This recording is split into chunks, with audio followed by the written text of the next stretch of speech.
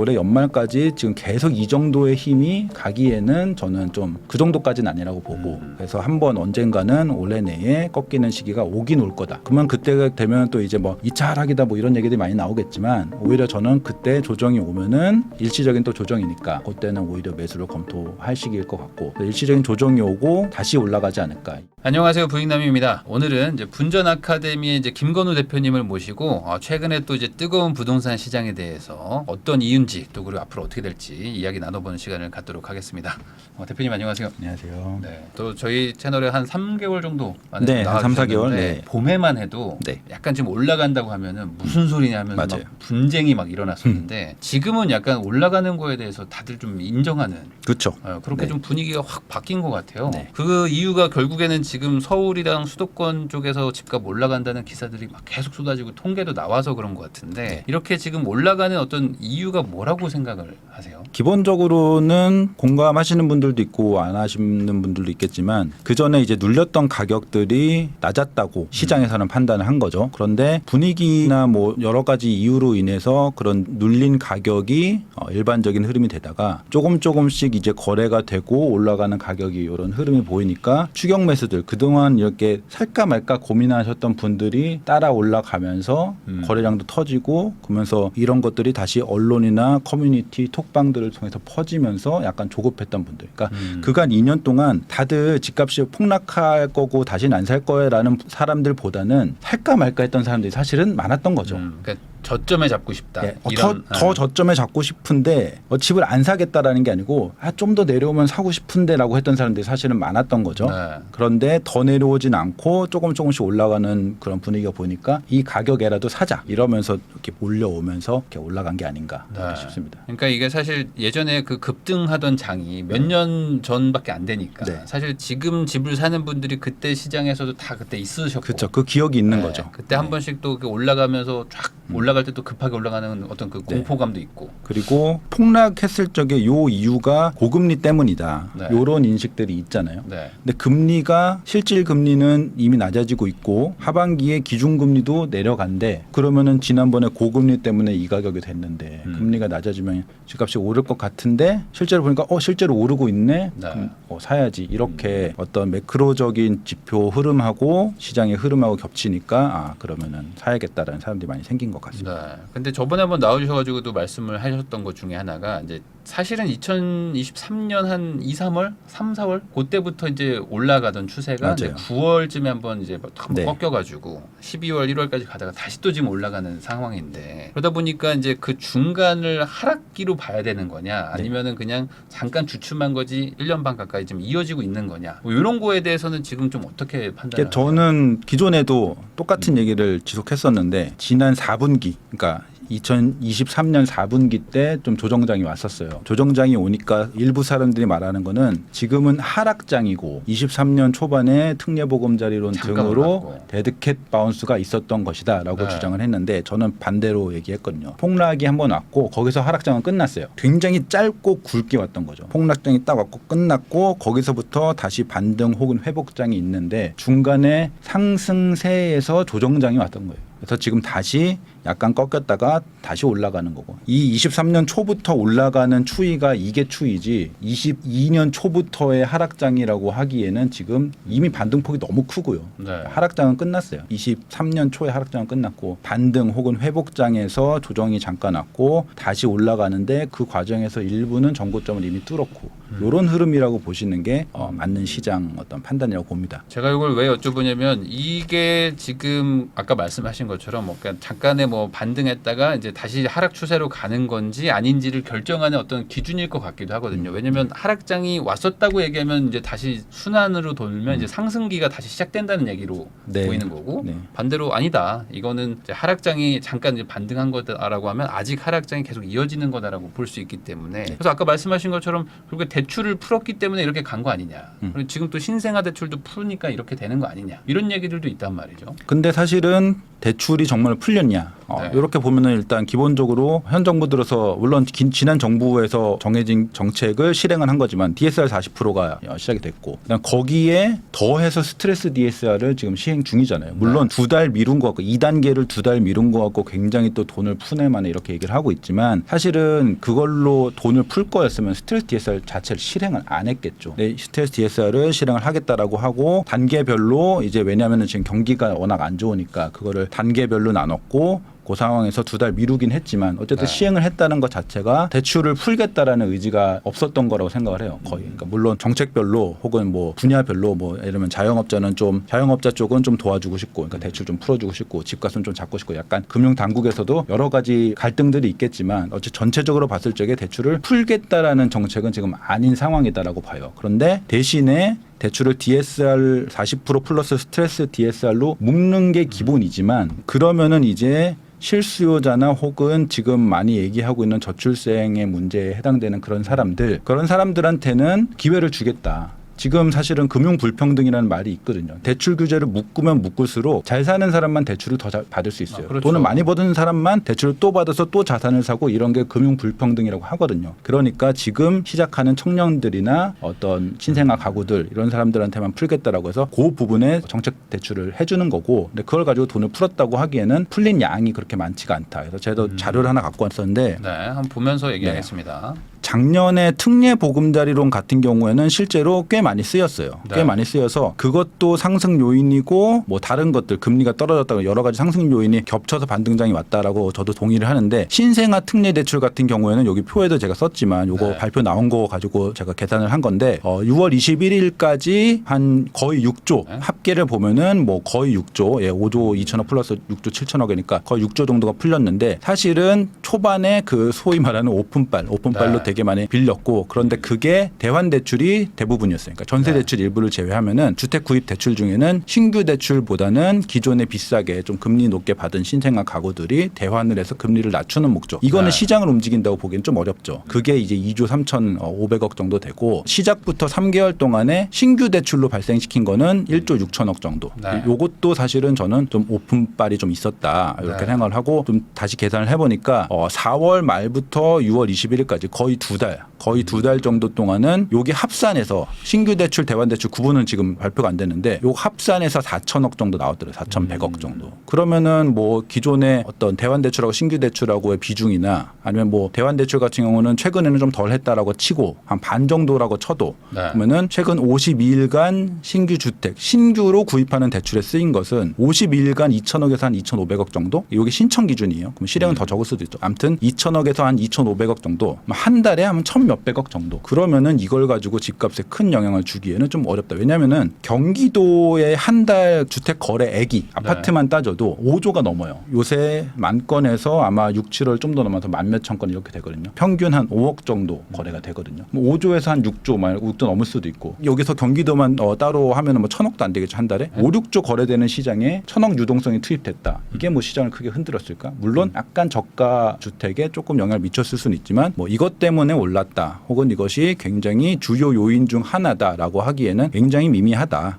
이렇게 생각이 듭니다. 근데 이제 신생아 특례 대출이 어찌됐든 간에 효과가 있었다라고 말씀을 하시는 분들 중에는 이게 뭐 전부다. 이렇게는 아니지만 이것도 일부 영향은 주지 않았겠습니까? 특히 이제 어느 정도 이제 약간 그 거래가 좀 잠겨 있던 가격대들이 그래도 좀 이제 거래가 좀 되면서 갈아타기 수요를 좀 촉발했다. 이렇게 볼 수도 있는 거 아닌가요? 영향이 없었다. 빵이다라고 하기에는 좀 그것도 무리가 있긴 하지만 이것만은 아니다. 그거보다 더 낮은 굉장히 미미하다. 아주 여러 가지 영향, 여러 가지 상승 요인 중에서 가장 하위권에 해당하는 요소, 아예 아닌 건 아니지만 굉장히 하위권에 해당하는 요소인 것 같고 저는 오히려 실질적으로 유동성이 투입된 것보다 그런 요새 커뮤니티나 뭐 아니면은 여러 유튜버에서 이걸 가지고 상승 요인으로 지적을 하니까 오히려 그게 심리적인 영향을 줬을 수도 있겠다. 왜냐면 정부에서 돈을 엄청 투입하네. 신생아 특례를 하는 거 봐봐. 그래서 그러면은 정부에서 돈을 투입을 하니까 유동성을 투입을 하니까 집값이 오를 것 같고 사야겠네. 그러니까 실질적인 유동성 투입 영향은 이 정도는 거의 없다라고 보는 게 왜냐하면 원래 디딤돌 대출 뭐 그런 것들이 있어요. 신혼 부부들이 디딤돌 대출을 받으면 원래 2%로 받아요. 요걸 하면은 0.55%가 더 낮아져요. 그래서 예를 들어서 여기서 지금 제가 말씀드렸듯이 1,000억에서 한 1,500억 한 달에 이 정도 실행이 됐다라고 하면은 이게 온전히 요 신생아 특례론 때문에 실행된 게 아닐 수도 있어요. 일부는 이 정책이 없었어도 원래 디딤돌 대출로 집을 사려고 했던 분들도 분명히 있을 거거든요. 그러니까 원래 정책 대출이 있어요. 조금 더 신생아 가구에게 나은 금리를 제공해 주는 일부 정말 실질 유동성적으로는 영향이 낮은 그런 정책이었고, 근데 이걸 가지고 워낙 커뮤니티나 언론에서 이것 때문에 집값이 오르는 것 같다 이러니까 오히려 심리적인 어떤 촉발을 만들어내진 않았을까. 그 효과가 오히려 저는 크다고 봅니다. 실질적인 것보다. 네. 그러니까 오히려 이제 이런 정책이 있고 이제 이런 것들 때문에 집값이 올라간다는 얘기가 나오니까 원래 살려고 하던 사람들 입장에서는 그쵸. 야, 심리적. 이거 지금 사야 되는 거 아닌가? 사실 지금 거래량이 막 늘어나는 거는 아이를 낳고 안 낳고랑 상관없이 막 집을 사시는 분들도 많은 거니까. 네. 이미 나왔거나. 네. 그래서 그런 것들까지 고려하면 이것만의 문제는 아니다. 네. 그리고 사실은 요새 집값 얘기하면 정치권이랑 얘기를 많이 엮으시는 분들이 많으니까 사실 정부는 유동성을 투입하고 싶었던 것 같아요. 예산으로 잡힌 게 28조 정도 됐거든요. 네. 원래 초기 3개월 동안 5조가 실행이 됐어요. 요것도 사실은 예산 대비해서는 사실 적게 된 건데 그 다음부터는 초반에 이제 대환 대출로 많이 받고 그 다음부터는 지금 한 2달 정도 동안 한 6,700억 됐으니까 올해 내내 아마 10조도 안 쓸 것 같아요. 한 10조 정도 쓸까 말까 할 것 같아요. 네. 원래는 28조를 투입하고 싶었는데 그렇게 돼서 아이를 많이 낳고 대출도 많이 받고 이러면 좋잖아요. 그런데 뭐 아이도 별로 안 낳고 여전히 안 낳고 여전히 아이를 별로 갖지도 않고 하니까 풀고 싶었던 만큼 못 풀었다. 그러니까 정책 자체는 뭐 집값 띄우기라고 뭐 누군가 얘기해도 뭐 그럴 수도 있었을 것 같아요. 의도는. 네, 그게 실행이 되진 않고 있다. 거기다가 또 이제 서울을 기준으로 보면 사실 살 수 있는 게 별로 없어요. 그렇죠. 예. 그러다 보니까 아마 경기도권에서만 좀 제한적으로 경기도도 뭐 영향을 좀- 상급지는 좀 사기 네. 어렵고 그렇죠. 그러다 보니까 이제 좀 제한적인 영향을 줬다. 네, 그러면은 지금 이런 그 대출이나 어떤 정책 때문에 오르는 게 아니라 순수하게 사람들이 기다렸다가 이제 사야 될 때가 돼서 사는 거다라고 이제 만약에 보면은 이 상승세가 뭐 당분간 좀 이어진다고 봐야 되겠네요. 그렇죠. 그러니까 저는 일단은 한 몇 달은 지금 워낙 기본적인 시장의 강세가 강하기 때문에 여기서 어떤 뭐 트리거가 온다고 해도 갑자기 훅 꺾이거나 하진 않을 것 같아요. 그래서 네. 기본적으로 뭐 한 두세 달 이 정도는 그냥 지금의 강도가 유지가 되지만 좀 변수가 있을 수 있는 거는 좀 덜 오른 것들이 좀 따라오는, 지금 워낙 양극화가 좀 많이 된 시장이니까 그래서 뭐 어디는 엄청 올랐는데 어디는 좀 덜 오르고 아니면 어디는 거의 안 오르고 이런 것들이 서울 내에서도 지금 이런 시장이니까 뒤쪽에서 좀 아래쪽에서 따라 올라오는 식으로 시장의 성격이 좀 변할 수는 있을 것 같은데 어쨌든 간에 서울 평균적으로는 많이 한 3개월은 더 오를 것 같고, 그런데 제가 하나 자료를 갖고 왔는데 요게 2015년, 16년, 18년, 23년의 실거래가 지수예요. 그런데 네. 지금 강한 반등장이어도 사실은 1년 내내 12개월 내내 쭉쭉쭉쭉쭉 상승만 하는 장은 사실 거의 없어요. 그래서 제가 그 12개월 내내 상승하는 장이 언제 있었나를 좀 따져봤더니 코로나 제로금리 그때 너무 강했잖아요. 힘이 너무 강했으니까 그때는 올랐고 그 다음에 2006년에 버블7 그 시기가 있었어요. 엄청나게 올랐을 적에 그 노무현 정부 그때 급등장일 때 그때도 지금보다 훨씬 센 장이었거든요. 그때랑 그다음에 문재인 정부 초기 때 또 엄청 올랐을 때가 있었어요. 2017년에서 18년 넘어갈 적에 그 세 번이 12개월 연속 올랐고 그다음에 그때 집값 꽤 올랐지. 요 정도로 기억될 때는 12개월 연속으로 오르진 않아요. 그러니까 언제든 너무 빠르게 팍 오르면은 쉬는 곳은 있다. 엄청난 유동성이 폭발하지 않는 한. 그래서 지금 올해도 사실은 뭐 코로나 때나 버블7 때 정도는 아니라고 보기 때문에 올해도 뭐 올해 연말까지 지금 계속 이 정도의 힘이 가기에는 저는 좀 그 정도까지는 아니라고 보고 그래서 한번 언젠가는 올해 내에 꺾이는 시기가 오긴 올 거다. 그러면 그때 되면 또 이제 뭐 2차 하락이다 뭐 이런 얘기들이 많이 나오겠지만 오히려 저는 그때 조정이 오면은 일시적인 또 조정이니까 그때는 오히려 매수를 검토할 시기일 것 같고 일시적인 조정이 오고 다시 올라가지 않을까 25년에. 그래서 지금 계속 오른다기보다는 쉬어가는 타이밍은 반드시 온다. 언젠지를 정확하게 맞추긴 쉽진 않겠지만 저는 뭐 한 올해도 작년처럼 뭐 날 추워지면 그때쯤에 좀 시장도 좀 쌀쌀해지는 그런 상황이 올 것 같긴 한데 그냥 그건 일시적인 조정장 그 다음에 다시 오른다. 이 정도로 시장을 보고 있습니다. 근데 이거는 뭐 어찌 보면 자연스러운 얘기일 수밖에 없는 게 뭐 정부도 그냥 가만히 있지는 맞아요. 않고 네. 뭐 대출을 뭐 조이든 뭘 하든 뭐라도 뭐 이렇게 대응을 하기 때문에 사실 12개월 연속 올랐다는 거는 정말 뭘 해도 안 되는 정말 폭등장 같은 거가 아니면 안 되니까. 그리고 엄청 올랐을 적에 정부가 액션을 취하면은 사실은 그 액션이 시장에 크리티컬 영향을 안 줘도 심리적으로 예를 들면은 뭐 요새 많이 나오는 게 그나마 요거는 정부에서 규제를 하겠다 싶은 게 전세 대출을 DSR에 이자만 네. 전세 대출 이자를 DSR에 포함시킨다. 그러면 요거는 약간 심리적으로 정부에서 가만히 있지 않는데 이렇게 생각을 할 수 있으니까 그러면 그게 영향을 줄 수 있는데 그런 것들을 내는 게 집값이 많이 안 올랐을 때 내면은 별 영향이 없는데 이미 가격 부담이 좀 있어갖고 원래 사고 싶었던 사람도 지금 너무 많이 올라서 고민이 된다 싶을 적에 규제를 내면은 영향을 받을 수 있거든요. 그러면 요 영향을 좀 지켜보고 두세 달 있다 사자라든지 아니면 좀 떨어지면 사자라든지 그래서 그런 집값의 상승 부담이 지금 말고 지금보다 더 세게 오른 상태에서 더 높은 상태에서 규제도 때리고 그다음에 뭐 둔촌주공 같은 물량도 있잖아요. 입주 물량도 있고 이러면은 뭐 올해 겨울쯤에는 뭐 조정이 될 수도 있을 것 같다. 근데 추세적으로는 역시 2023년에서 24년 이어지듯이 이렇게 올라가진 않을까 싶은데 중간에 조정은 뭐 쉬어가는 그런 네. 시기는 있을 것 같다.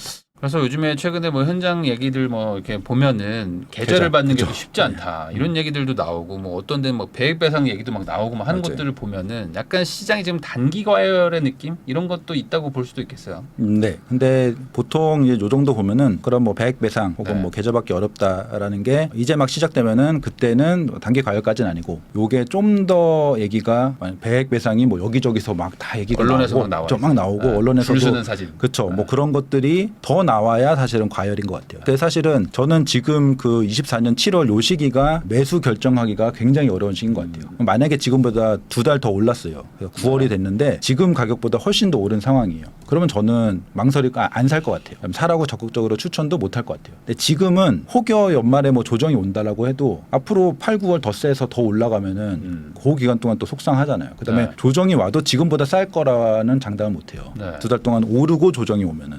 그래서 지금이 제일 어려운 상황이고 그다음에 지금도 되게 많이 오른 것도 있고 덜 오른 것도 있기 때문에 의사결정을 그 각 지역별로 되게 개별적으로 판단을 해야 되기 때문에 지금은 좀 어렵다. 그런데 지금은 저는 좀 덜 오른 곳들은 여전히 살만한 상황이라고 좀 보고 있습니다. 이건 또 이따가 다시 한번 얘기 나눠보고요. 자, 그러면은 우선은 지금 서울 수도권은 이런 상황이다라는 거는 뭐 충분히 얘기가 된 것 같은데 지방은 아직은 좀 분위기가 좋지는 않지 않아요? 지금 어떻습니까? 지방은 또 많이 안 좋죠. 많이 안 좋고 지방은 사실 그 23년 초까지 폭락했을 적에 그 가격에서 사실은 크게 벗어나지 않았어요. 거의 그런 상황이고 물론 급등했을 적에 21년 그 급등했을 적에도 서울만큼 오르진 않았기 때문에 폭락폭이 좀 적긴 했는데 어쨌든 폭락을 한 다음에 반등을 한 게 뭐 한 4, 5% 정도 반등했다가 다시 작년 연말에 조정을 서울처럼 같이 받았으니까 굉장히 그 저점에서 크게 오르지 않았다. 거의 그런 상황이고 그런데 그나마도 최근에 워낙 서울의 집값이 많이 오른다. 그다음에 언론에도 나온다라고 하니까 최신의 흐름은 그래도 그중에 신축들, 그중에 대장들 이런 네. 것들은 거래가 좀 트이면서 상승세다라고 하기는 좀 어렵지만 어쨌든 바닥을 탈출하려는 그런 움직임 정도. 근데 거기 안에서도 지방조차도 신축 선호 현상이 굉장히 강하게 아니면 뭐 분양권을 사서 신축으로 갔든지 구축은 여전히 바닥이고 신축은 그나마 거래는 좀 되고 있는 요 정도라고 봅니다. 그래서 지금 뭐 제가 또 알아보니까 약간 경남 쪽 이쪽은 그쵸, 그래도 약간 지금 좀 가격이 좀 호가나 이런 것들이 좀 올라가고 워낙 떨어졌으니까. 네, 그러고 있지만 사실 이거 전반적인 분위기라고 보기는 아직은 좀 애매하다. 그렇죠. 예. 그러면 결과적으로 지금 지방은 뭐 조금 덜 올랐기 때문에 덜 빠졌다 뭐 이런 얘기도 하셨지만은 지금 2024년 7월 기준으로는 지금 완전히 방향이 좀 다른 네, 쪽이란 말이에요. 완전히. 서울 수도권은 지금 약간 과열을 걱정해야 되는 상황이라면 이렇게 계속 벌어지고 있는 요인은 뭐라고 생각하십니까? 근본적으로는 만약에 시장에 딱 맡기면은 벌어지는 게 그냥 일반적이라고 생각을 하고요. 좀 약간 단기적인 분석으로 보면은 지방 같은 경우에는 그 20년, 21년에 그 코로나 광풍 때 지방 투자를 많이 들어갔어요. 그리고는 떨어졌잖아요. 그러니까 물린 사람들이 많은 거예요, 지금. 그 23년에 지방도 반등이 있긴 했거든요. 실거래까지 기준으로 보면 한 4%에서 5% 정도 일단은 반등을 했었어요. 그리고 다시 떨어진 건데 약간 오르려고 하면은 물린 투자자들이 탈출하려고 하는 거죠. 주식도 본전되면은 그 지지선이라고 네. 본전되면은 딱 이렇게 매물벽을 맞고 다시 던지거든요. 그러니까 지금은 물려 있는 투자자들이 많아서 그걸 뚫고 올라갈 만한 힘이 있어야지 지방이 올라갈 수 있는데 계속 매물이 나오는 거예요. 예를 들어 강남 같은 경우는 정반대예요. 그러니까 기존에 15억 이상 대출 금지였던 곳들은 거긴 투자자들이 사실 들어가지 않았어요. 않았고 실거주만 들어가고 그다음에 심지어는 그땐 대출이 안 됐으니까 영끌에서 대출을 많이 받아서 들어가는 사람들 별로 없잖아요. 그러면 금리가 오르던 말던 버티는 사람들이고 일부 역전세난 맞은 사람들이 급매로 던졌는데 그게 22년 말에 끝난 거예요. 그리고는 이제는 버틸 수 있는 사람들만 거기 존재하니까 거기는 매물들이 조금 소화만 되면은 가격 올리고 또 소화되면 가격 올리고 이게 가능한데 지방이나 혹은 경기 외곽지 같은 경우에는 좀 거래가 됐어요. 그럼 또 나와. 네. 거래가 됐으면 또 나와. 그렇기 때문에 지금 기본적으로 수급, 이 시장에서의 수급 상태가 지방이나 경기 외곽 쪽에서는 굉장히 어렵다. 요거 하나랑 그걸 깰려면은 지금 역사적으로 서울이나 수도권 핵심지랑 지방이랑 양극화가 된 사례들은 꽤 있었어요. 근데 아까 말씀드렸듯이 버블 세븐 같은 경우에는 서울과 경기 최종적으로는 수도권은 다 올랐거든요. 뭐 일산까지 다 올랐는데 그때는 데이터를 봐도 그렇고 실제 실거래가들을 봐도 그렇고 부산이든 대구든 어디든 다 안 올랐어요. 이렇게 그냥 평범해요. 쫙 이렇게 가요. 서울은 이렇게 올라가고 엄청 했는데 그 금융위기가 터지고 나서 규제 다 풀고 나서 2009년도에 수도권만 묶었어요. 지방은 어느 정도로 규제가 풀렸냐고 하면은 DTI까지 해제가 됐거든요.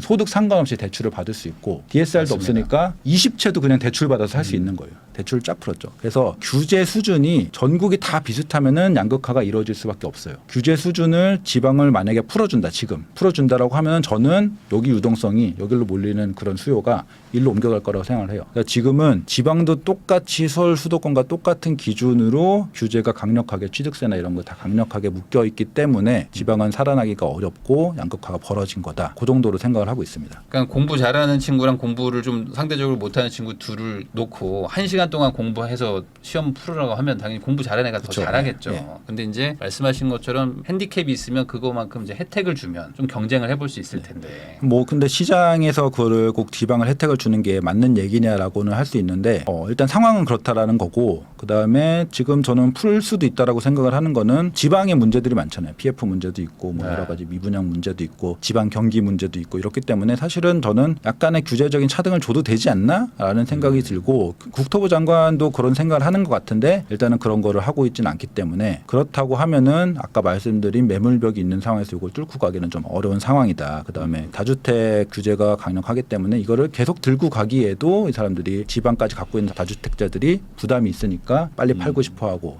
이런 수급 상황과 규제 상황 이 두 가지가 원인이라고 네. 봅니다. 사실 그 예전에 보면은 코로나 때 뭐 그리고 이제 유동성 막 풀렸던 뭐 21년 요럴 때 빼고는 이제 보통 서울이 오르면 지방은 잠잠하고 지방 오를 땐 또 서울이 또 맞아요. 막 죽을 쓰고 뭐 이러면서 이제 반복을 해왔는데 지금도 약간 그런 분위기지 않은가 생각해 보면은 다시 약간 정상적으로 돌아온 건가라고는 생각도 뭐 들기도 듭니다. 조건이 똑같으면은 그냥 양극화가 되는 것 같아요. 근데 조건을 지방이 유리하게 해주면은 그때 갑자기 정반대로 가기도 하죠. 지방만 급등하고 서울은 네. 잠잠하고. 그래서 지금 예, 규제상으로 봤을 맞아요. 때는 서울이 자연스럽게. 좀 더 강화가 될 수밖에 없는. 네, 지금 거기다가 이제 또 최근에 또 한국은행 총재도 얘기를 했지만 이제 약간 금리 내리는 시그널들이 막 더 나오고 있어요. 그래가지고 금리 인하가 이제 예정이 돼 있다라고 볼 수도 있는데 실제로 금리가 이제 내려가면 어쨌든 올라간 거 기준으로 치면 거의 한 2년 정도 금리 상승기를 계속 겪다가 이제 처음으로 꺾이는 건데 이게 시장에는 어떤 심리에 좀 영향을 준다고 보십니까? 일단은 심리적으로는 조금 영향을 줄 것 같아요. 왜냐하면 앞서 말씀드렸듯이 고금리 때 집값이 떨어졌다.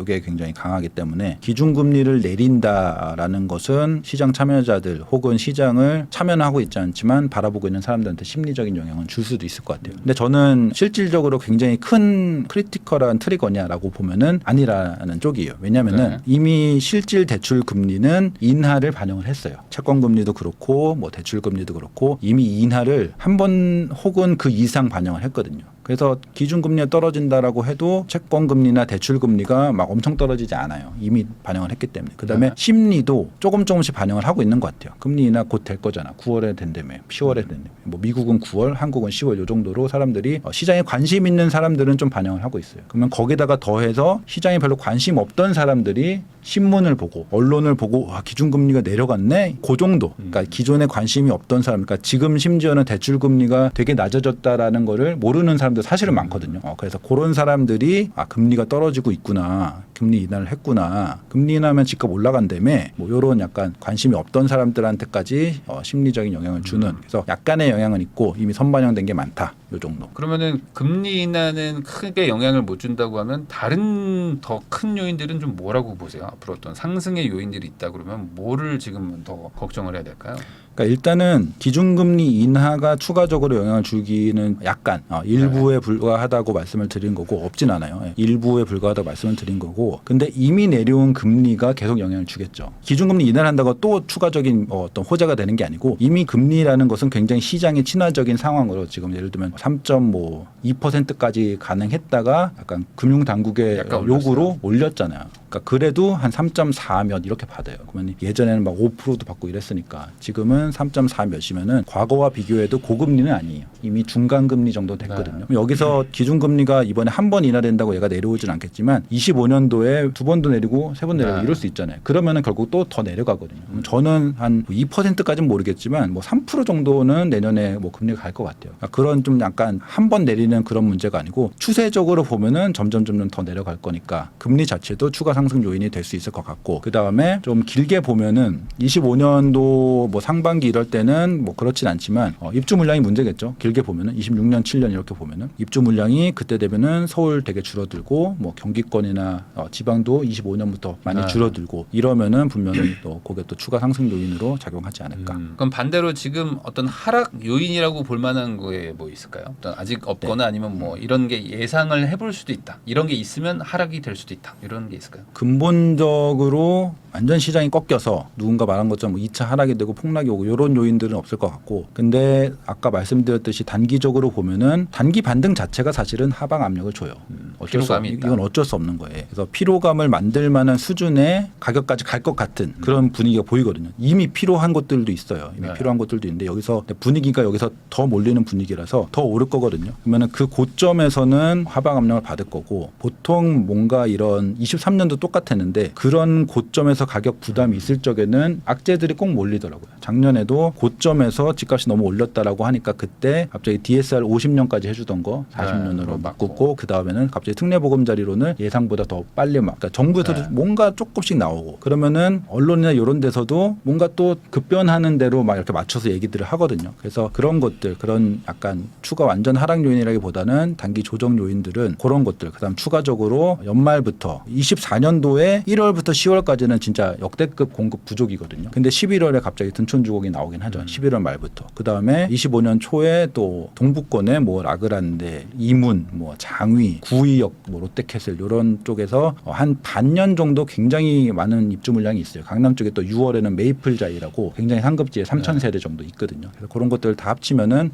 내년도는 24년 1월부터 11월 한 말까지 물량이 굉장히 적은 게 시장에 상방 압력을 강하게 줬잖아요. 그러면은 이제 물량이 많았을 적에 적어도 이 상승 압력 요 요인은 없어지는 거죠. 굉장히 센 하방 압력이라기보다는 그 전에 상승 압력을 줬던 상승 요인이 소거되는 그런 흐름은 25년도에 있을 거예요. 그래서 저는 25년도에는 올해만큼의 강한 상승장은 없을 거라고 생각을 해요. 근데 그렇다고 뭐 굉장히 떨어지는 하락장이라고 보진 않지만 올해가 더 강하다 이렇게 생각을 하고 있습니다. 약간 쉬어가는 타임일 수도 있고 그쵸. 그리고 이제 이미 또 반등을 한 상태에서 더 가는 거기 때문에 맞아요. 그래서 사실은 아까 말씀드렸듯이 2년 동안 달린 거거든요. 중간에 잠깐 쉬고 그렇기 때문에 25년도 같은 경우에는 물량도 있고 떨어지지 않을 건데 24년이 더 강하긴 할 것 같아요. 지금 실제로 너무 강하니까.